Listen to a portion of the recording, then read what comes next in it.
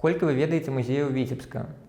Вось, напрыклад, вядомы віцебскі краязнаўца Мікалай Васильевич Півавар у сваёй кнізе «Музеі Віцебска на пачатку 21 стагоддзя» апісвае 124 музеі Віцебска і наваколля.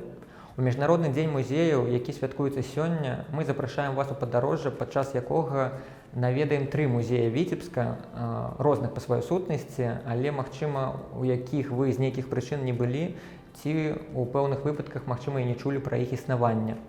Пачнем, напэўна, з самага нечаканага музея ў сённяшняй падборцы. Першым прыпынкам нашага імправізаванага падарожжа стане анатамічны музей Віцебскай акадэміі ветэрынарнай медицины. Наш музей кафедры анатомии Витебской академии ветеринарной медицины был создан практически вместе с открытием академии, поскольку анатомию преподают студентам на первом курсе, и они знакомятся со строением тела животного, организма животного, собственно, это основная задача изучения анатомии. Достаточно сложный предмет для изучения, поэтому у сотрудников, у первого заведующего возникла задача собрать экспонаты в музее для того, чтобы их можно было демонстрировать и в качестве учебных экспонатов, и в качестве такого наглядного пособия, как для профориентационной цели и для смежных специальностей, связанных с изучением животных. Поэтому коллекция стала собираться с 24 года. 24 года, и практически через 4 года наш музей может отметить вместе с кафедрой 100-летие свое. Многие экспонаты созданы уже были в наше время, при помощи в том числе и студентов, и сотрудниками нашей кафедры. Помимо того, что это анатомический музей, конечно, раз он находится в ветеринарной академии, он в какой-то мере является музеем ветеринарии, потому что за каждым этим экспонатом стоит как судьба какого-то животного. То есть про каждый экспонат практически можно рассказать, каким образом это животное оказалось в нашем музее. То есть это и какие-то несчастные случаи, это и какая-то халатность, безалаберность владельцев этих животных. Это, возможно, и не всесилие ветеринарной науки, которая не смогла помочь данному животному излечиться от болезни. И вот все эти экспонаты со своими историями, все находятся в нашем музее. И когда экскурсии такие более обстоятельные, конечно, мы про каждое животное можем рассказать не только его анатомически, особенно не только чем оно интересно как вид животного, не только чем оно интересно для нас в качестве анатомического пособия, но и какая судьба его постигла в том плане, что оно оказалось в нашем музее. Вот, помимо скелетов, здесь собраны какие-то отдельные органы, отдельные части тела, скажем так, животных, которые стоят у нас на стеллажах, которые также имеют какую-то ценность свою научную, поскольку наш музей также является научной базой для написания научных работ студентами, в основном студентами. Когда мы накапливаем достаточное количество материала, исследуем его, и в нашем сборнике студенческом, ну и, собственно, иногда и сотрудники пишут свои статьи на базе нашего материала, вот публикуются данные статьи научные по результатам обследования вот этого материала при накоплении достаточного его количества. Часто к нам приходят школьники с профильных классов, с биологических классов, которым мы тоже вот как бы так приучаем их к такому виду натуральному, чтобы не по картинкам. Конечно, картинки они теперь позволяют достаточно красочно увидеть материал, но в музее они задают много вопросов, на некоторые из них достаточно даже сложно бывает ответить. Кроме скелетов, какой-то отдельный такой уголок у нас занимают чучела животных. Чучело, конечно, не в плане его древнего назначения, как демонстрация меха, да, когда они задавались, скажем так, целью сделать качественный облик животного, а именно чучело как показатель животного, которое, возможно, редко может кто-то увидеть в дикой природе. Вот, каким-то образом они попали, скажем так, в наш музей из таксидермических лабораторий Беловежской пущи. Какие-то чучела это цирковых животных, попали к нам, естественно, после того, как они уже умерли, скорее всего, даже от старости в своих цирках и зоопарках. А некоторые чучела даже изготовлены нами, тоже, опять же, когда материал поступал к нам. Еще одна задача нашего музея, он является для нас базой при проведении судебных экспертиз. Очень часто к нам обращаются правоохранительные органы с просьбой установить вид животного, возраст животного, а так как у нас материал от диких животных, особенно нашей белорусской такой полосы, накапливается уже годами и десятилетиями, часто мы сравниваем с нашими музейными образцами те образцы, которые приходят к нам на исследование. Поэтому часть наших образцов — это оставленные нам после завершения судебных процессов части того материала, который поступал к нам на экспертизу. То есть у части наших образцов есть такая, скажем так, своя криминальная история происхождения. Некоторые из дел были очень громкими, которые были не раз, там, скажем, озвучены на телевидении, в прессе. Вот. И теперь, вот, скажем, мы вспоминаем опять же эти истории, проводя экскурсии по нашему музею. Это черепа зубров, которые были браконьерским способом. Зубры убиты в Налибокской пуще. Вот они остались у нас как, скажем так, назидание тому поучительному случаю. Также у нас целый угол занимают черепа с рогами, оленей и лося. Опять же, это было достаточно такое большое криминальное дело по браконьерским случаям, и нам нужно было установить возраст этих всех животных, иногда даже причину смерти. Вот после судебных всех процессов материал оставался нам, и теперь он пополняет коллекцию нашего музея. То есть наш музей собирается, скажем так, из нескольких источников. Один из них — это животные наши домашние, которые после смерти остаются у нас, скажем так, в виде экспонатов.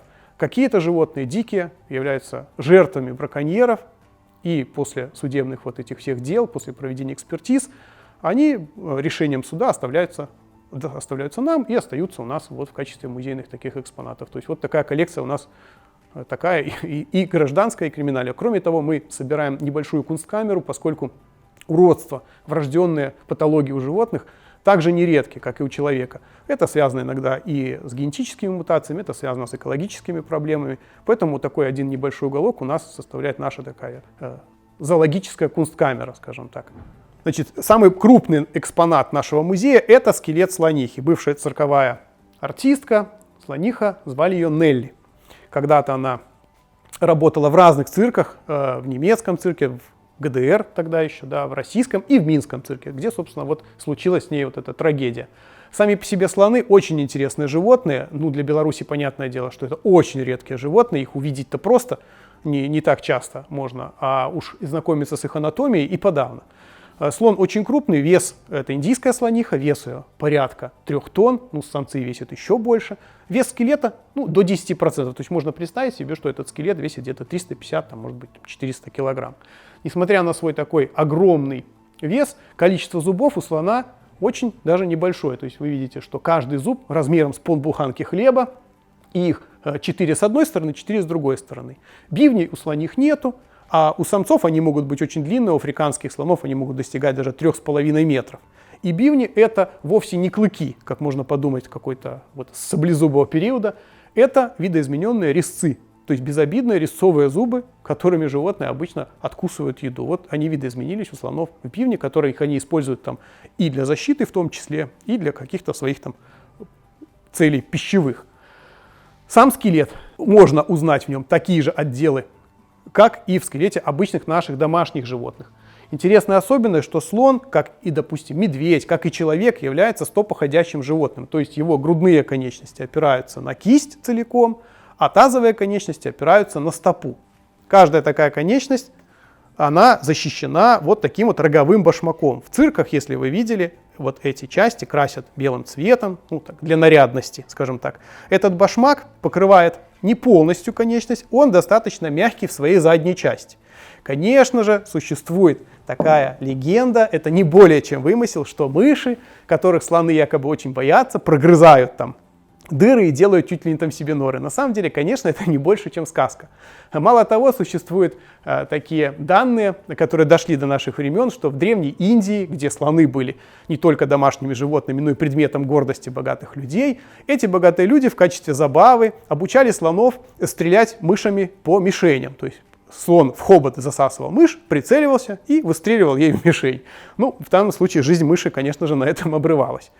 Но интересно, что вот эта твердая часть, она покрывает не всю конечность снизу. И люди, которые работают со слонами, они вот описывают это так, что слон, конечно, ненароком может наступить человеку на ногу. Конечно же, если он наступает вот этой ороговевшей частью, то нога человека при этом будет, конечно же, поломана. А если он наступает задней мягкой частью, то человек испытывает ощущение, как будто ему поставили на ногу мешок зерна. То есть вот такой 3-тонный слон, наступая на ногу человеку, ощущение от мешка зерна. Поэтому вот эти мякиши, которые снизу находятся под кистями и стопами слона, они смягчают его большой вес на поверхность. Поэтому вторая небылица, когда которая существует в отношении слонов, когда человек неуклюжий, неповоротливый, говорят, что как слон в посудной лавке. На самом деле слон очень грациозное животное, и наблюдатели, ученые, которые описывают свои наблюдения за слонами, они говорят, что когда стадо слонов движется по джунглям, их не слышно, они двигаются бесшумно. То есть топот, который мы видим в каких-то мультфильмах или там фильмах, да, это просто выдумка человека. На самом деле этого ничего нет. Здесь стоит достаточно крупный объект. Казалось бы, да, трудно представить себе домашнюю свинью вот такого размера. Это хряк, который не очень давно оказался в коллекции нашего музея. Этот хряк жил в племобъединении, порода ландрас. При жизни он весил больше 400 килограмм, порядка 450 килограмм была его живая масса. Условия содержания таковы, что животные на племпредприятиях, они очень мало двигаются. При таком огромном весе это не может не сказаться на их здоровье.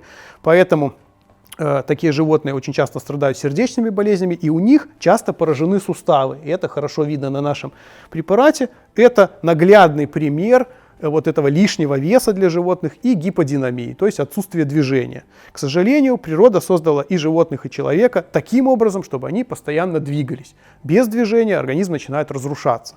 Поэтому помещенные в искусственные такие условия, животное, конечно, в данном случае не виновато, мы видим на нем вот эти проявления вот этого одомашнивания и, так сказать, сдерживания его вот естественных способностей вот к движению и перемещению. Вот это первый экспонат нашего музея. Когда создавался музей, в его создании принимали участие сотрудники и в том числе первый заведующий кафедры профессор Прозоров. Вот этот скелет азиатского быка был первым экспонатом музея, который был сделан при личном участии нашего первого заведующего. А рядом с ним стоит конечность крупнорогатого скота, ну, проще говоря, коров, и на ней вы видите названия, анатомические названия на русском и на латинском языке, которыми мы пометили все анатомические части. То есть, когда наши студенты приходят учиться, мы вот им объясняем, насколько важно, насколько каждая мелочь может быть важна в их профессии. То есть, как видно, на обычной кости, в бытовом отношении, которую мы просто можем назвать, да, на ней очень много анатомических структур, которые имеют важность для врача ветеринарной медицины. Еще один из наших старых экспонатов – это скелет дельфина. Дельфин, конечно же, не рыба, я думаю, все прекрасно это понимают, это млекопитающее, которое, можно сказать так, в процессе своей эволюции вторично вернулось в воду. То есть вышли из воды, посмотрели, что в воде было лучше, вернулись обратно. Так вот, в общем-то, глядя на этот скелет, мы узнаем здесь все признаки скелета наших животных, однако видим, что наибольшие изменения претерпели конечности. Видно, как сильно изменились кисти, как сильно изменилась плечевая кость, насколько она укорочена. Тазовые конечности вообще отсутствуют, да, их заменяет только хвостовой плавник. Интересно, сразу заметно, что на черепе дельфина очень большой объем занимает черепная коробка, то есть мозговой отдел черепа очень большой. По весу своего мозга дельфин превосходит человека. Однако, конечно, это не значит, что дельфин умнее человека. Большая часть его мозга занимается расшифровкой ультразвуковых сигналов, то есть вот этого локатора знаменитого дельфиньего, который показывает ему, при помощи которого дельфин может обнаружить скопление рыбы, то есть косяки рыбы. Вот на лобной кости у него есть такая вогнутая поверхность, здесь заполнено все жировой тканью, так называемое зеркало жировое, которое улавливает отраженный сигнал, как эхолот. Он дальше через специальные рецепторы улавливается, значит, и поступает в головной мозг, где расшифровывается таким образом дельфин при помощи своего уникального эхолота обнаруживает скопление рыбы, на которую, собственно, потом и охотится, причем групповым способом. Обычно дельфины охотятся стаей. То есть в этом они достаточно, конечно, разумные. Чучело лошади немецкой породы Гюнтер принадлежало графу Петру Христиановичу Витгенштейну. Это полководец в армии Кутузова. Интересно, момент изготовления чучела в те времена, он был довольно-таки примитивный, хотя, если посмотреть на этот препарат, на этот экспонат, видно, что он изготовлен с таким художественным вкусом. В отличие, допустим, от лошади и собаки Петра I, которые хранятся в кунсткамере, которые мало чем напоминают таковых. Делалось это примитивным способом, то есть делалась такая скульптура лошади гипсовая, которая поверх обтягивалась уже шкурой, которая закреплялась гвоздиками, ну, в тех местах, где должны быть проявляться какие-то гребни, там, выпуклости и тому подобные анатомические какие-то структуры. А для того, чтобы шкуру не портили паразиты, кожееды, ее обрабатывали мышьяком. То есть это было то древнее надежное средство обработки от паразитов. В годы Отечественной войны не успели эвакуировать музей, и эта лошадь была, скажем так, спрятана, обернута материалом и закопана в землю. Прекрасно пережила вот эту эвакуацию и выглядит на свои 200 лет, скажем так, вполне себе прилично. Вот в этом шкафу у нас заключен музейный экспонат кишечника лошади, толстый кишечник лошади, и то он не весь, это только фрагменты его. В отличие от человека, у которого кишечник порядка 6 метров длиной, у травоядных животных, к которым относится лошадь, этот кишечник достигает 50 метров. Потому что, чтобы переварить и добыть из малокалорийной травы питательные вещества, надо, чтобы она прошла достаточно длинный путь, смогла перевариться, причем в этом переваривании немалую роль играет микрофауна кишечника, то есть микроорганизмы и простейшие. Поэтому то, что для человека расстройство пищеварения может являться каким-то временным неудобством, для таких животных, как лошадь и крупнорогатый скот, может являться смертельной опасностью. Один из наших экспонатов – это скелет страуса. Достаточно интересная птица, редкая для Беларуси, хотя теперь появились и в Беларуси страусиные фермы, может достигать веса 100 килограмм, до 100 килограмм весом. Очень мощные тазовые конечности, птица не летающая, поэтому грудные конечности у нее слабо развиты, крылья слабо развиты, киля нету, что обычно характерно для летающих птиц. Очень мощные тазовые конечности, может развивать скорость до 70 км в час. Удар тазовой конечности, то есть ноги страуса, можно по силе приравнять к удару задней ноги лошади. Поэтому соперники страусов или же его какие-то конкуренты очень не позавидуют такому бою. Страус, несмотря на то, что очень крупная птица, ну, скажем так, по нашим меркам, достаточно глупая птица.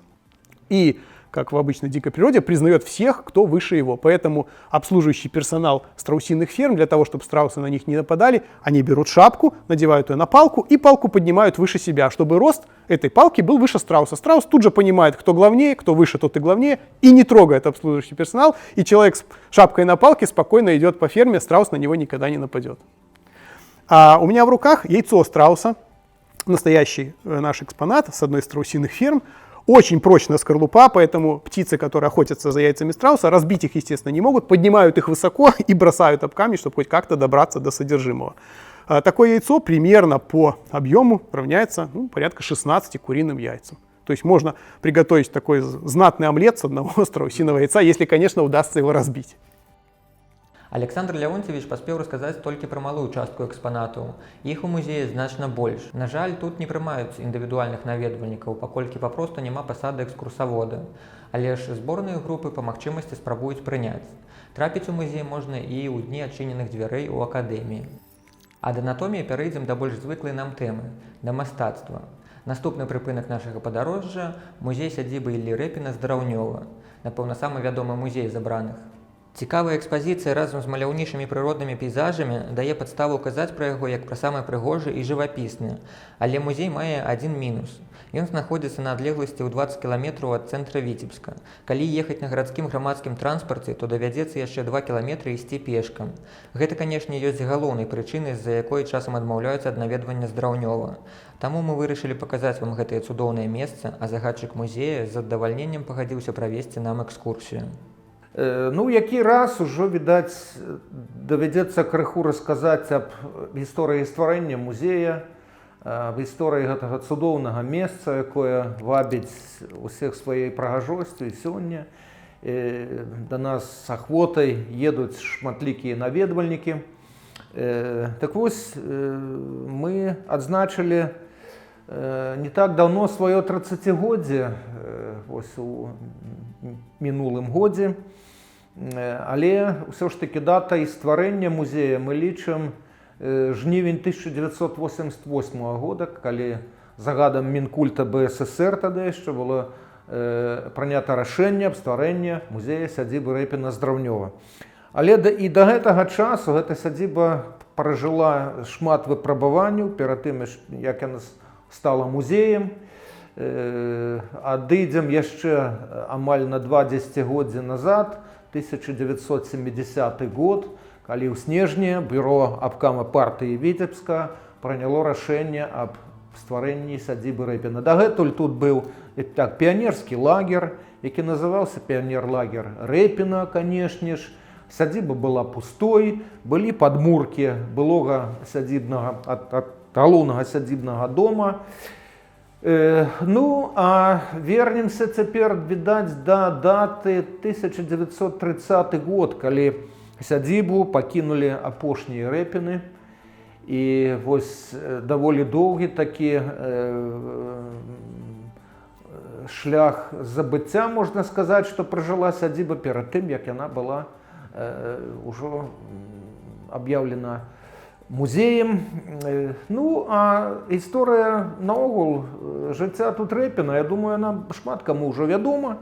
Я крыху нагадаю аб тым, што у 1892 годзе Рэпін завяршыў работу сваёй першай персанальнай выставы, пасля якой, як вядома, быў прададзены знакаміты рэпінскі твор «Запорожцы пішуць ліст да турэцкага султана».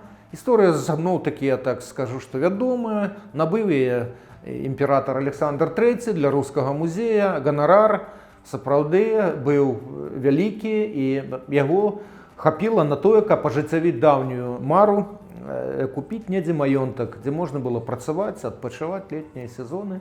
Так, у Рэпіна з'яўляецца здраўнёвая пасля даволі доўгіх пошукаў сядзібы, Рэпін спыняе свой выбар на сядзібе пад Віцебскам. Маляўнічы куток, высокі бераг заходняй Дзвіны, лес, наваколле. Так што ўсё гэта працягнула Рэпіна сюды. Жывапісны Віцебск, як Рэпін піша так у адным са сваіх лістоў, гэта тоже, відаць, канешне, так сыграла не апошнюю ролю. Такім чынам Рэпіны тут. Ну і амаль на паўстагоддзя Рэпіны затрымаліся тут. Сам мастак жыў крыху больш 8 летніх сезонаў тут. Як вядома, стварыў больш 40 работ самых розных, этой жывапіс, этой малюнкі. Ну, а сям'я мастака жыла тут, яшчэ раз паўтаруся, да 1930 года. Ну, цяпер, відаць, час сказаць аб тым, як ствараўся наш музей. Канешне, абставіны, у якім некалі музейшчыкі ступілі сюды на пустую, можна сказаць, сядзібу, былі вельмі і вельмі неспрыяльныя для стварэння тут музея. Не захавалася амаль мемарыяльных рэчаў. Дом адбудаваны па малюнках, па фотаздымках, па ўспамінах і сучаснікаў, і, канешне, блізкіх Рэпіна, асабліва унучкі Тацяны Мікалаіўны Дыяканавай. Яе лісты з Францыі так сапраўды вельмі дапамаглі ў свой час. Ну і такім чынам першы крок, можна сказаць, што зарабіў галоўны архітэктар праекта па аднаўленні дома, сядзібы у цэлым Рэпіна. Ужо на наш час, на жаль, сышоўшы з жыцця чалавек, вядомы архітэктар беларускі Павел Павлович Кракалёў, Мінск. Ён шмат працаваў над тым, каб знайсці нешта аб сядзібе, немало знайшоў. Ну і з дапамогай музейшчыкаў, асабліва, канешне ж, хачу падкрэсліць імя Евгеніі Маркаўны Кічынай, краязнаўца Аркадзія Михайловича Падліпскага. У далейшым ужо Валерый Шышанаў, наш навуковы супрацоўнік. Вось гэта былі тыя людзі, якія заклалі, можна сказаць, што асновы музейнага аднаўлення вось тут, у доме Рэпіна. Стваралася экспазіцыя даволі доўга і непроста.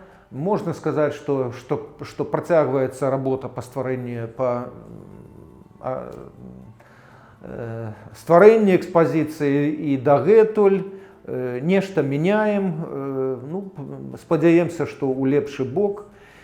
Так што зараз музей гэта 6 залаў пастаяннай экспазіцыі, это 5 залаў першага паверха. Мы зараз знаходзімся ў самым маленькім, у першым нашым зале, дзе расказваецца аб гісторыі прыезда Рэпіна сюды, аб перабудове дома, о першых летніх сезонах тут мастака ў Здраўнёве. Ну а потым ужо ідзе працяг экспазіцыі па наступных залах. Так што адна з цэнтральных такіх вось фотаздымкаў, які заўсёды сустракае нашых наведвальнікаў, это сам Рэпін тут у сядзібе. Лянук ляжыць яго такі сябра верны пёс Пегас, паляўнічы пёс Пегас. Ну, а далей ужо расказ аб тым, як праходзілі тут летнія сезоны, чым яны былі заняты ў Рэпіна, у яго сям'і. Ну, і я, відаць, запрашу вас прайсці крыху па залах нашага музея, ну, і нешта паказаць, расказаць яшчэ, можа, аб нечым цікавым у далейшым. Мы з вами перайшлі, шаноўныя наведвальнікі, у другі пакой, самы прасторны пакой рэпінскага дома. Это сталовая дома Рэпіных, дзе працягваецца расказ аб жыцці тут мастака, аб яго занятках у летнія сезоны. Мы расказваем аб тым, што па ўспамінах унучкі мастака Тацяны Мікалаіўны Д'яканавай стала вядома, што сцены гэтага пакоя былі распісаны ў тэхніцы фрэскі, былі адлюстраваны мясцовыя пейзажы, быў зроблены від трапічных краін, распісаны былі філёнкі дзвярэй, на адной з іх з'явілася птушка сірын. Работа, якая захавалася, дзвярная філёнка з птушкай сірын, знаходзіцца ў музеі кватэры Ісака Бродскага ў Санкт-Петербурзе. Ну, вядома, аб нейкіх дакладнасцях абстаноўкі гэтага пакоя, аб тым, што у некаторых пакоях, відаць, і ў гэтым таксама былі птушкі, чучелы птушак, гэта былі паляўнічыя трафеі. Відаць, Юры Рэпіна, сын мастака, жыў тут, такім паляўнічым, пачынаючым мастаком. Ён быў і сярод вучняў Рэпіна, якія бывалі тут у канцы 90-х гадоў 19 стагоддзя на першых пленэрах, якія мы лічым пачаткам тых пленэраў, якія праходзяць зараз у нашы дні кожны летні перыяд. Мы расказваем тут таксама і аб тым, што Рэпін частенька бываў у Віцебску, быў знаёмы з Алексеем Парфёнычем Сапуновым, Владимиром Казіміровичем Тукалічем, віцебскімі краязнаўцамі, вёў адсюль шматлікую перапіску, гэта і лісты да Стасава, Тарханавых, Антакольскіх, сваіх вучняў. Асабліва шмат было лістоў у першыя гады да Тацяны Львоўны Талстой у Ясную Паляну. Ось ёй менавіта пісаў Рэпін аб Віцебску, аб тым, што гэта сапраўды цудоўны горад. Ну і тут ёсць у нас крыху расказа і аб Віцебску. У нашым музеі выстаўляецца, вось хацелася цяпер сказаць аб крыху іншым, шмат рэчаў, якія даехалі да нас ужо ў нашы дні з Санкт-Петербурга. Вось у гэтым годзе мы адзначаем 15-годдзе існавання ў Петербурзе клуба сяброў нашага музея. Так што гэта, можна сказаць, што рэдкая з'ява для музеяў у наш час. Канешне, мы не станем нейкіх паралеляў праводзіць паміж, напрыклад, Рыўскім музеем ці Трацякоўскай галерэяй, дзе існуюць міжнародныя аб'яднанні сяброў гэтых музеяў. У нас такое невялічкае кола, гэта крыху больш 20 чалавек, якія жывуць у Петербурзе. Далучыліся да іх і жыхары Масквы, Падмаскоўя, Віцебска. Вось ад гэтых нераўнадушных людзей мы атрымалі дагэтуль ужо больш 700 прадметаў, шмат з якіх ужо выстаўляюцца ў нашым музеі. Так што ўсё гэта, я так лічу, будзе цікава, калі вы пабываеце ў нас. Зараз мы у пакоі, які мы лічым быў спальным пакоем дачок Рэпіна. Вось мы ўжо успомнілі аб імені сына Рэпіна Юрыя, а вось 3 дачкі Вера, Надзя і Тацяна, яны таксама кожнае лета былі тут, захапляліся рознымі цікавымі заняткамі летнімі, канешне. Гэта былі і паездкі па навакольных сядзібах да новых сяброў і сябровак. Гэта былі паходы ў лес, і вось на адной з работ Рэпіна барышня на прагулкі срэдзі стада кароў. Вось так яна называецца, так, з гумарам трошкі. Мы якраз і бачым і Веру, і Надзю, і Таню. Яна вось экспануецца, рэпрадукцыя ў гэтым зале. Ну, а расказ аб іншых цікавых захапленнях сям'і Рэпіна, мы працягнем далей у наступным зале музея, і я з задавальненнем запрашу вас туды. Малы гасцінны пакой рэпінскага дома, пакой, які выклікае цікавасць, па-першае, канешне ж, мемарыяльнымі рэчамі з дома мастака. На жаль, іх не так шмат, але ўсё ж такі гэта мемарыяльныя рэчы. Это невялічкія 2 дываны відаць да ложкаў, фрагмент курыцельнай трубкі, невялічкая такая салфетачка і знойдзеная падчас будаўніцтва музея чашка. Мы скончылі наше апавяданне на тым, што сям'я Рэпінах была вельмі такой шматграннай у сваіх цікавасцях да культуры, да мастацтва. І вось тут, у рэпінскай сядзібе, вядома, што праходзілі спектаклі, праходзілі невялікія канцэрты, хатнія такія. Вось музыцыравалі дочкі Рэпіна, так што тут і ў наш час ажывае старое фартэпіяна, якое вы бачыце вось на дальнім плане. Мы стараемся, каб рэпінская сядзіба і ў наш час жыла старымі традыцыямі. Это, я яшчэ раз паўтаруся, і пленэры, і спектаклі, і невялічкія канцэрты, якія праходзяць у нас не толькі ў самім доме, але і на ганках рэпінскага дома, ці проста нават у самой сядзібе. Мы з вами у самым галоўным, як мы лічым, зале нашага музея рэпінскай майстэрні. На шчасце, захаваліся 2 фотаздымкі Сігізмунда Юркоўскага, на якіх мы бачым Астака тут. На адным з іх Рэпін за працоўным сталом ля каміна, на другім Рэпін за работай. Ну, яшчэ раз нагадаю, што тут было створана шмат работ, якія сапраўды ўвайшлі ў скарбонку і сусветнага, і асабліва рускага мастацтва. Канешне ж, так што тут у нас даволі сціплыя рэпрадукцыі рэпінскіх работ. Это падарункі нашаму музею саюзнай дзяржавы. Вось мы ў мінулым годзе адзначылі 5-годдзе нашага супрацоўніцтва з пастаянным камітэтам саюзнай дзяржавы. Ну і падарункі міждзяржаўнага фонда краін СНД па культурным супрацоўніцтве. Так што яны даюць некае ўяўленне аб тых працах, якія былі створаны тут Рэпінам. Гэта шматлікія партрэты дачок, гэта вобразамі мясцовых сялян.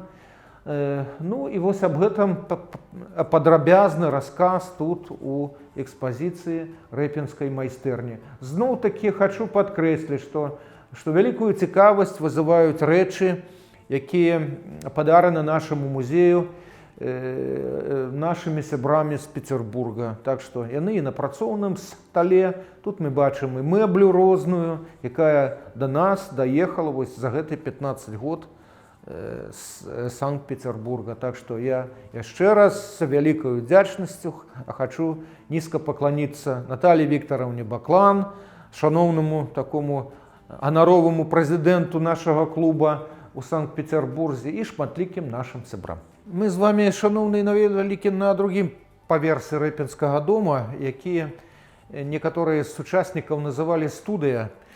Тут расказ аб жыцці сядзібы ўжо пасля ад'езду мастака. Адсюль, як вядома, Рэпін ад'язджае на пачатку стагоддзя пад Петербург у сваю вядомую сядзібу Пенаты. Сядзіба застаецца дзецям мастака.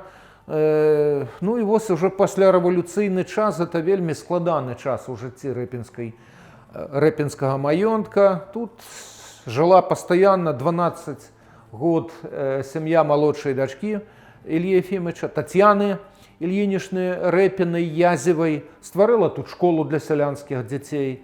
Час быў вельмі неспакойны, паслярэвалюцыйны, спробы раскулачвання, высялення сям'і Рэпіна, на жаль, былі неаднаразовымі. Летам 1930 года з вялікімі цяжкасцямі, перажыўшы тут вялікія цяжкасці, яны змаглі пакінуць гэту сядзібу і незадоўга да смерці ў Пенатах, тады Фінляндыя, Рэпіна, яны з'ехалі адсюль. Ну, як вядома, стары дом быў прададзены на дровы мясцовым жыхарам, у хуткім часе быў разабраны. Наперадзе была вайна, якая канчаткова сцёрла з твару зямлі рэпінскую сядзібу. Адзінае, што засталося, гэта стары склеп, які і дагэтуль з'яўляецца адзінай аўтэнтычнай забудовай рэпінскай сядзібы. Нагадаю, што гэта склеп 1895 года. За маёй спіной фотаздымкі нашчадкаў Рэпіна, якія жывуць у Францыі. На жаль, ужо нікога з тых, хто нарадзіўся тут, у гэтай рэпінскай сядзібе, з праўнукаў Рэпіна ўжо няма. Але мы заўсёды з вялікай цеплынёй расказваем і ўспамінаем 2011 год, калі да нас прыязджалі 19 праўнукаў Рэпіна з Францыі. Гэта было вельмі такой цікавай, кранальнай, душэвна такой цёплай сустрэчай з рэпінскімі нашчадкамі. Зараз з імі працягваецца перапіска, так што гэта таксама цікава. І вось гэтым такім кранальным вельмі фактам жыцця сям'і Рэпіна тут мы, відаць, і ставім кропку у расказе аб гісторыі жыцці вялікага мастака тут у нас пад Віцебскам, у невялічкай сядзібе Здраўнёва. Так што будзем рады, калі гэты невялічкі сюжэт зацікавіць вас, а калі вы захочаце даведацца аб нечым у падрабязнасцях, мы будзем чакаць вас з задавальненнем у залях нашага музея. Так што спадзяюся, да сустрэчы.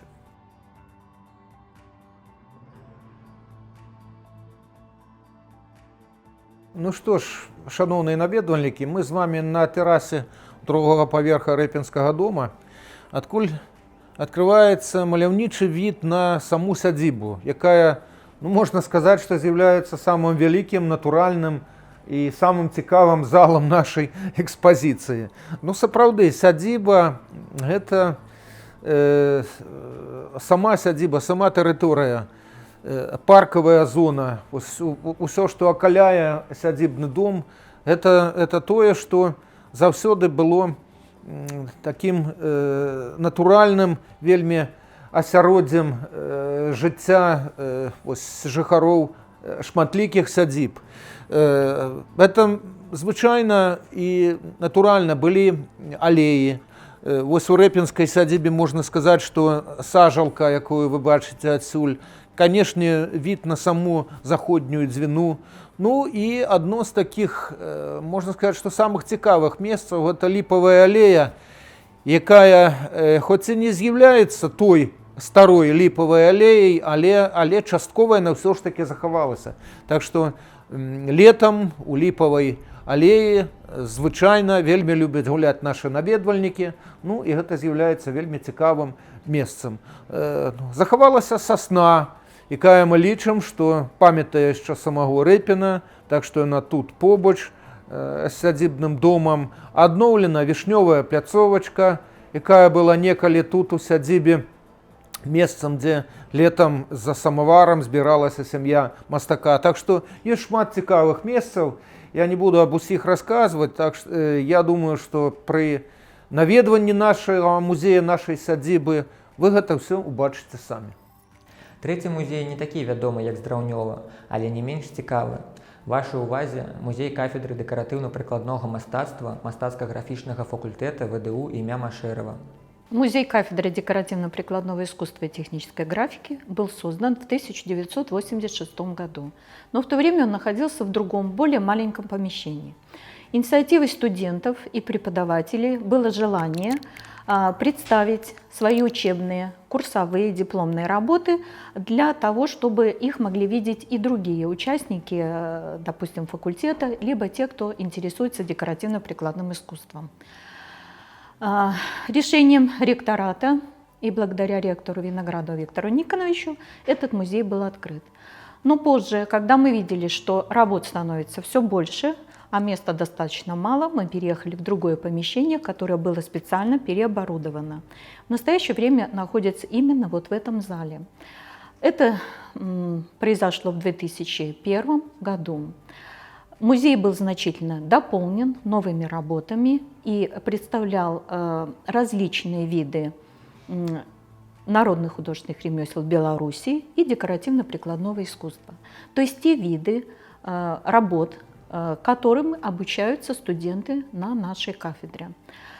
Если обобщить, то это работа с природным материалом. Она представлена на стендах по аппликации и инкрустации по дереву, маркетри, работа с соломкой, художественная обработка соломки.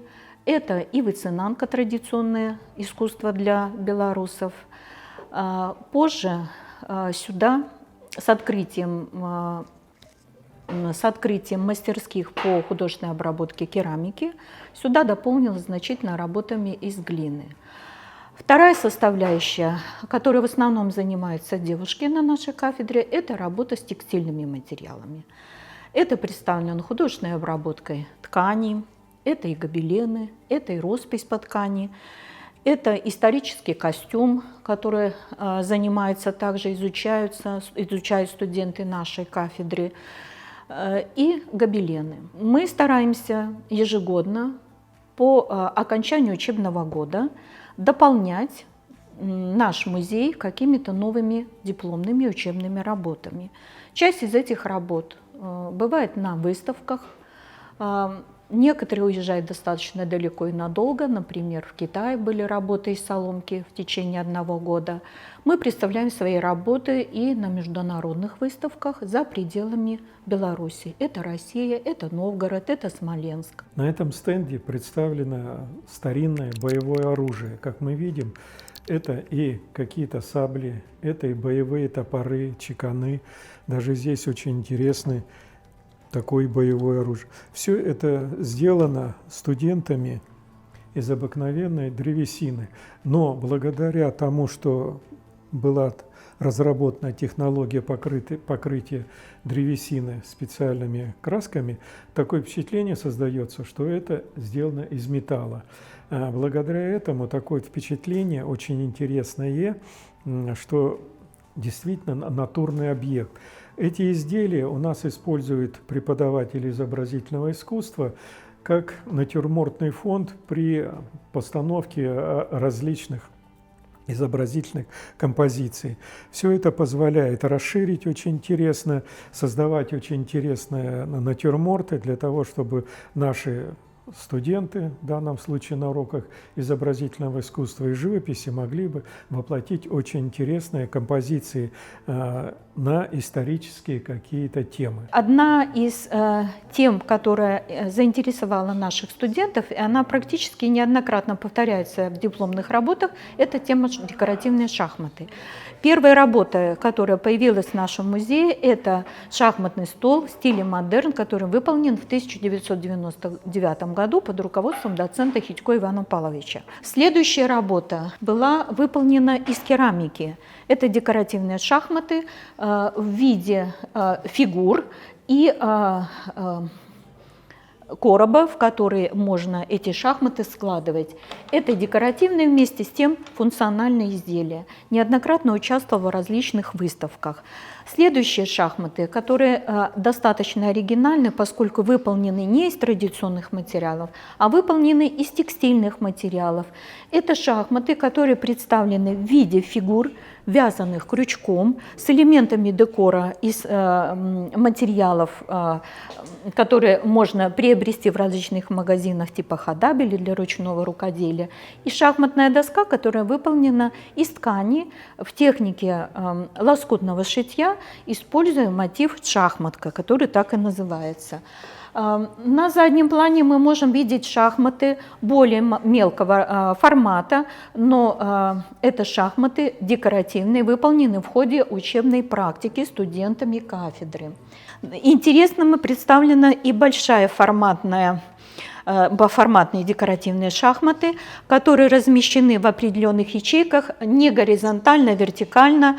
Фигурки здесь крепятся с помощью магнитов, и мы считаем, что вот такая форма шахмат, она, конечно, не для домашнего использования, а предназначена, например, для групп продленного дня, например, может быть, для каких-то лагерей или для каких-то студий городских для любителей шахмат, где детей обучают. И я думаю, что любому ребенку было бы интереснее учиться именно на примере вот таких декоративных шахмат. Хотелось бы обратить ваше внимание на две очень интересные композиции.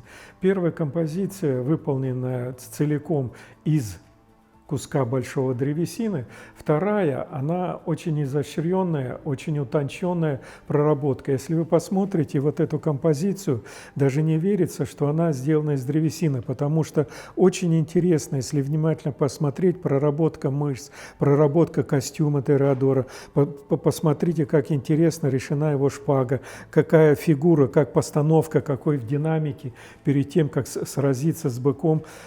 Все это сделано, еще раз говорю, из древесины, потому что древесина позволяет делать не только большие монументальные работы, но и вот такие очень изящные, очень тонкие работы, которые затем вдохновляют на последующее творчество наших студентов, которые дальше могут реализовать свои проекты в этом материале. В противоположность к этой работе, вот как раз эта композиция, которая называется «Трубка мира», она выполнена целиком из куска древесины.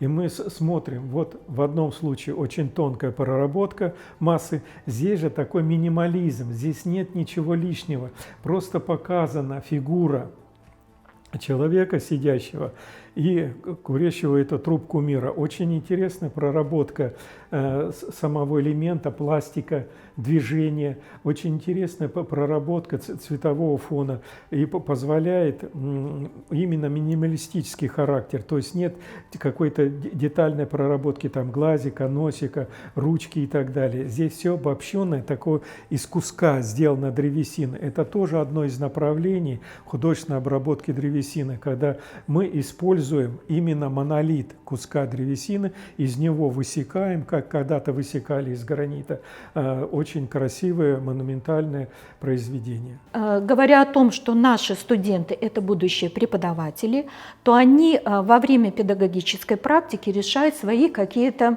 оригинальные авторские идеи и подходы. Вот примером такой может служить работа в виде конструктора. Чем хороша? Выполнена из натуральных материалов, это дерево.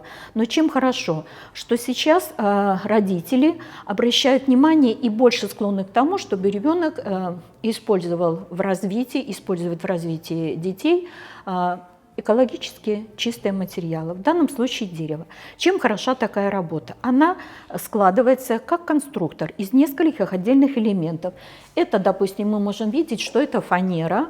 И дети на примере выполнения такой игрушки отдельной, в данном случае это артмобиль называется серия, они могут, преподаватель может использовать групповые формы обучения. То есть дети в ходе один, допустим, выпиливает, второй затачивает, и они могут в ходе выполнения такой игрушки помогать друг другу, и в том числе коммуникативные функции развиваются у ребенка. Хотелось бы обратить внимание вот на такие очень интересные мелкой такая пластика скульптуры.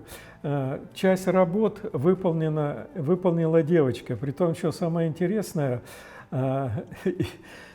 она взяла эти приемы от своего будущего мужа, мальчика, с которым дружила, и попробовала сделать очень интересные такие композиции, очень маленькие. Мы их называем даже белорусская нецка, потому что выполнена очень скрупулезно. Кстати, в качестве резьбы она вернее, режущего инструмента, она использовала штихели, потому что очень тонкая проработка, если внимательно посмотреть, вот камеру поближе подставить вот к этим скульптуркам, они очень интересны. Вот даже та вот, где попик, очень интересный, он цепь у него, цепь тоже выполнена из цельного куска древесины, она может колебаться, то есть отдельные звенья. И вот такая очень интересная моделировка, наверное, присуща именно девочкам, потому что скрупулезная, очень тоненькая, очень нежно нужно было все проработать и в то же время воссоздать эти образы. В данном случае, я еще раз говорю, это очень маленькие. Если внимательно смотреть, то каждый раз нужно присматриваться с каждой стороны, посмотреть, как это она сделала. Очень интересная работа – это вот так называемые пасхальные яйца. Мы знаем, что фирма Fabergé когда-то выпускала очень интересные на весь мир. И вот здесь представлена очень интересная резьба, вернее, выполненная в технике резьбы по дереву. Притом это ажурная резьба. Если внимательно посмотреть, то внутри каждого яйца там еще храмы стоят. То есть технология очень хитрая, очень интересная. То есть делается все сначала из цельного куска древесины, обтачивается, а потом уже разрезается, снимается верхняя часть, и внутренняя часть выбирается, и внутри там стоит макет храма Божьего. И затем все это соединялось, а когда издалека смотришь, такое впечатление, что как туда пробраться штихелю, как пробраться инструменту режущему для того, чтобы выполнить внутреннюю композицию. Очень интересная такая работа тоже. Это сейчас что-то наподобие делают китайские мастера, когда из яйца с помощью режущего инструмента нужно сохранить скорлупу, но в то же время сделать как можно больше порезок прозрачных. Вот как раз вот такая тоже интересная техника. Я бы хотела обратить внимание, ну, конечно, традиционные техники, вышивка, вот эта работа, это и натюрморт, потому что наши студенты, они выпускаются как преподаватели-педагоги, художник-педагог, он получает специальность изобразительное искусство, учитель изобразительного искусства, учитель декоративно-прикладного и трудового обучения. Поэтому здесь вы можете видеть, это вроде бы и картина, но вместе с тем она выполнена нитками и используя различные приемы вышивки. Вот здесь мы можем видеть художественную обработку современных материалов и такое популярное направление, как авторская кукла. Если вот этот образ и понятен всем, да, по мотивам произведения Алиса в Зазеркалье, то вот на этой работе звездочет, наверное, интересным элементом будет то, что здесь элементы стимпанка имеются.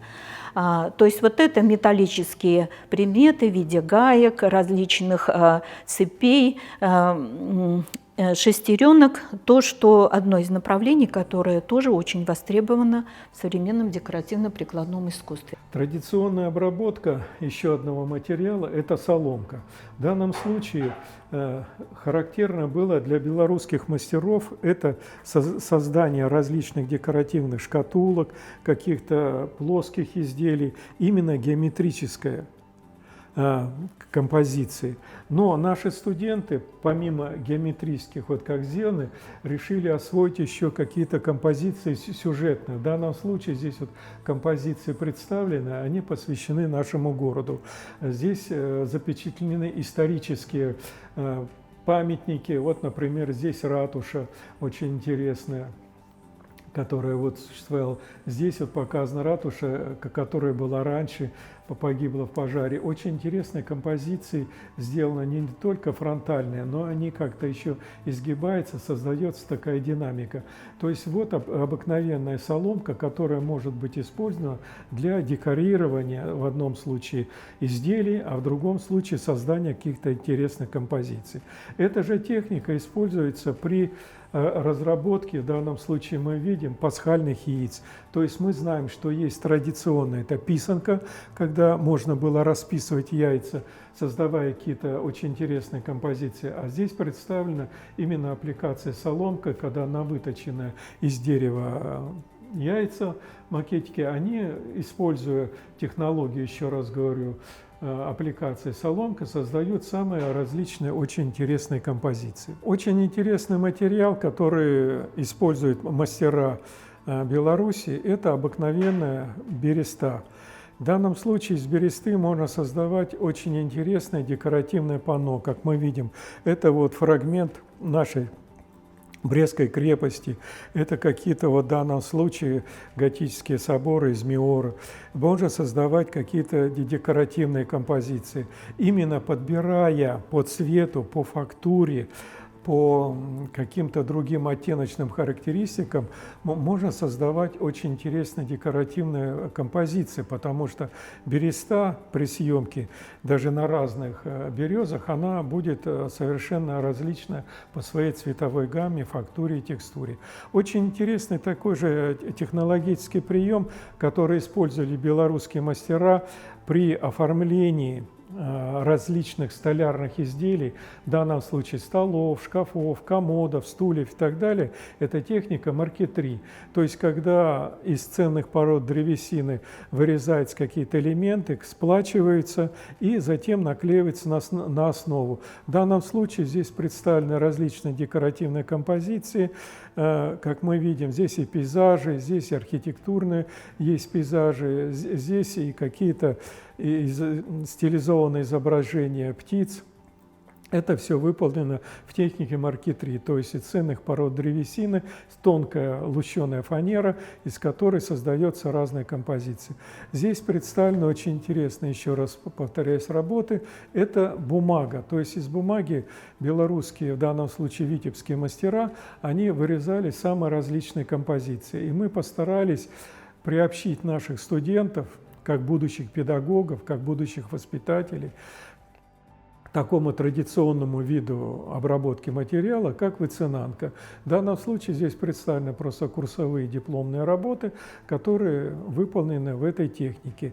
Очень интересно, вот здесь композиции 3, это были такие поздравительные открытки, то есть макеты поздравительных открыток на разные тематики. То есть, если мы посмотрим, очень интересно, и коляда есть, и очень интересное гуканье весны, очень интересная встреча весны, очень интересная композиция, связанная и с Пасхой. То есть вот такие приемы очень интересны при работе с бумагой, они используют. В данном случае композиции могут быть как монохромные, бело-черные, так и цветные. То есть сейчас белорусские мастера на выставках различных, региональных, государственных, в общем-то, показывают очень интересные работы. В данном случае эта экспозиция нам представляет работы из древесины, выполненные на токарных станках, то есть методом точения. При том, что самое интересное, есть работы, выполненные из цельного куска древесины, а есть, вот как предположим, эта работа, она выполнена из кусков. Если мы внимательно посмотрим, автор использовал кусочки древесины именно с сучками, потому что сучки очень интересно смотрятся как декоративные пятна, и посмотрим, то есть такие кубики, которые потом склеивались вместе, а потом уже изделия на токарном станке вытачивались. Ну, или в данном случае здесь совсем другая уже композиция, то есть когда мы посмотрим, вот даже с торца видно, что здесь собирались тоже такие длинные прямоугольники, в данном случае из различных пород древесины склеивались, а при вытачивании получался очень интересный такой рисунок. Даже иногда очень трудно представить, а что же будет в дальнейшем. Ну и такие вот изделия из древесины еще могли каким-то образом украшаться. В данном случае это резьба, или же можно было использовать металл для того, чтобы декорировать изделия. Здесь у нас представлены самые различные декоративные тарелки, в данном случае здесь нашим областным городам представлено. Это и Могилев, это и Гомель, и Минск, там дальше у нас другие города, и Брест есть, на которых запечатлены основные архитектурные памятники этого города, они узнаются. И тогда, в общем-то, такая декоративная тарелка могла использоваться как сувенирная продукция. Ну, а здесь вот представлен фрагмент киота, то есть, ну, в данном случае резьба по дереву, она многоплановая. Если вы посмотрите, здесь и ажурная резьба, очень интересная и накладная резьба. Вот такие работы наши студенты делали для оформления различных церквей в городе Витебске и в области. Так как мы занимаемся подготовкой учителей труда, то очень интересные здесь вот представлены объекты. Это различные игрушки. В данном случае они точеные, расписные. Это тоже традиционное было для всех мастеров, которые занимаются художественной обработкой древесины. То есть создаются различные такие бытовые сценки, жанровые сценки, разыгрывается. И мы считаем, что вот выполнение таких композиций, во-первых, они интересны для детей, потому что это какие-то сюжеты, надо изучить сказку, надо изучить историю для того, чтобы найти образ, найти цвет, надо найти какие-то очень интересные моменты для того, чтобы, предположим, реализовать эту композицию. Ну, а здесь представлена обыкновенная кухонная утварь, когда мы видим различные изделия, которые зачастую висят у нас на кухне, но они носят чисто декоративный характер, хотя вот эти вот объекты, они, в общем-то, открываются, можно что-то использовать как соломку для крупы, для сахара и для других. Семенов Олег Иванович, он объездил на всю территорию Белоруссии по изучению ковальства и по изучению, как же использовался металл при оформлении различных учреждений, как гражданского, это, предположим, различные балконные решетки, решетки, которые преграждали, предположим, вход в какие-то здания. Это были и оградки церковные, и посвятил очень много вопросов изучения этого и постарался в какой-то мере приобщить наших студентов к этому виду художественной обработки материалов. Но так как ковальство требует специального оборудования, то вышли на такую простую технологию. Это так называемая чеканка, художественная обработка тонкого листового материала. Она имеет глубокие традиции. В данном случае вот здесь представлены очень интересные работы, которые выполнены в этой технике. Кроме этого, им же была освоена так называемая техника гальванопластики, то есть когда с помощью специальных ванн, с помощью специальных жидкостей, будем говорить так, насыщения, можно было получать различные очень наслоение металла на металл. Но в данном случае вот можно взять вот такую отработку. Вот она выполнена в этой технике гальванопластики. Такая вот медаль, посвященная городу Витебску. Здесь вот столетие было. Очень интересные работы, также вот мы видим, это вот в технике, и еще раз повторяю, чеканки, когда студенты выполняли и учебные, и курсовые работы. Очень много таких работ использовались именно при оформлении здесь и при реставрации различных кафе, ресторанов Витебской области. Очень много таких примеров. Калі вы зацікавіліся якім-небудзь музею, усе кантактныя дадзеныя будуць у апісанні да відэа. А на гэтым усё. Дзякуй за ўвагу.